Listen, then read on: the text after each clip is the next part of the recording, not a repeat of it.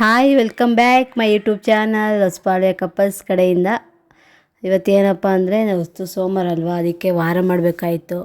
ಬೆಳಗ್ಗೆಯಿಂದ ಕೆಲಸ. ಇವತ್ತು ಮಂದೇವ್ರು, ನಮ್ಮ ಸೋಮವಾರನೇ ಮಂದೇವ್ರ ವಾರ.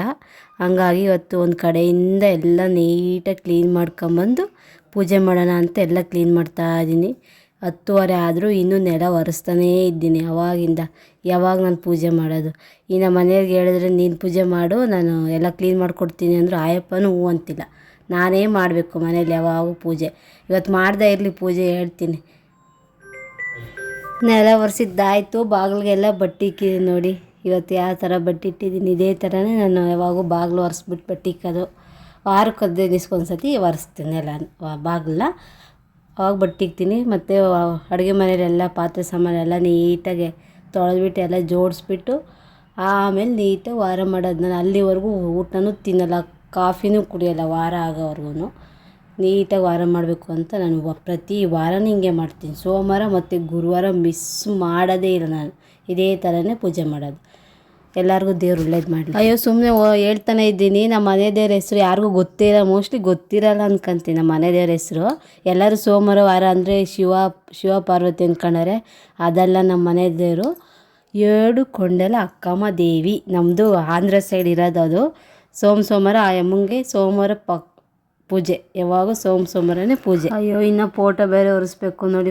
ದೊಡ್ಡ ಫೋಟೋ ಐತೆ, ಆ ಫೋಟೋ ಬೇರೆ ಒರೆಸ್ಬೇಕು. ಇನ್ನೂ ನೆಲ ಒರೆಸೋದೇ ಆಗಿಲ್ಲ ನಂದು. ಇನ್ನೂ ನೆಲ ಒರೆಸ್ತಾನೇ ಇದ್ದೀನಿ.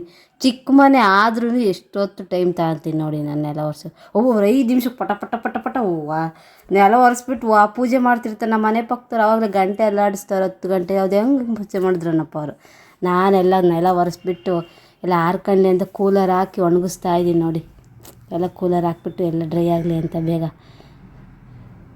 ಮತ್ತು ಹೊಸ್ಲು ತೊಳೆದ್ಬಿಟ್ಟು ಹೊಸ್ಲಿಗೆ ಹೂವು ಇಟ್ಟು ಎಲ್ಲ ರೆಡಿ ಮಾಡಿ ಕೊಡ್ತಾಯಿದ್ದೀನಿ ನಮ್ಮ ಮನೆಯವ್ರು ಪೂಜೆ ಮಾಡಲಿ ಅಂತ. ಇವಾಗ ಪೂಜೆ ಮಾಡಿದೆ ಇರು, ನಿಂಗೆ ಐತೆ ಹ್ಯಾಪಿ, ಪೂಜೆ ಮಾಡಿ ಬಾ.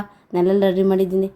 ಫೈನಲಿ ಎಲ್ಲ ಕಂಪ್ಲೀಟ್ ಆಯಿತು. ಇವಾಗ ಪೂಜೆ ಮಾಡಬೇಕು ನೋಡಿ. ಫೋಟೋ ಒರೆಸ್ಬಿಟ್ಟು, ಆವಾಗಲೇ ಫೋಟೋ ಒರೆಸಿಲಿಲ್ಲ, ಎಲ್ಲ ನೀಟಾಗಿ ಫೋಟೋ ಒರೆಸಿ ಹೂವು ಇಟ್ಟು ರೆಡಿ ಮಾಡಿ ಕೊಡ್ತಾಯಿದ್ದೀನಿ. ನಮ್ಮ ಮನೆಯವರೇ ಮಾಡ್ತೀನಿ ಪೂಜೆ ಅಂತ ಹೇಳೈತೆ, ಅದಕ್ಕೆ ಪೂಜೆ ಮಾಡ್ತಾವ್ರೆ.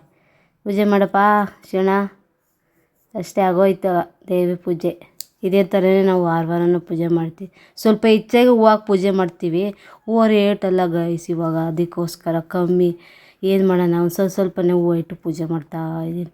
ಇನ್ನು ನಾಳೆನೂ ಮಾಡಬೇಕು. ನಾಳೆ ಅಮಾವಾಸ್ಯೆ, ನಾಳೆನೂ ಪೂಜೆ ಮಾಡಬೇಕು, ನಾಡಿದ್ದು ಮಾಡಬೇಕು. ಡೈಲಿ ಮಾಡ್ತಾನೆ ಇರ್ತೀವಿ. ಅದಕ್ಕೋಸ್ಕರ 3 ಇಲ್ಲ 2 ಇಲ್ಲ 5 ಹೂವು ಇಟ್ಟು ಪೂಜೆ ಮಾಡ್ಬಿಟ್ಟು ಎಲ್ಲದಕ್ಕೂ 5 3 ಹಂಗೆ ಹೂವು ಇಟ್ಟು ಪೂಜೆ ಮಾಡ್ತೀವಿ.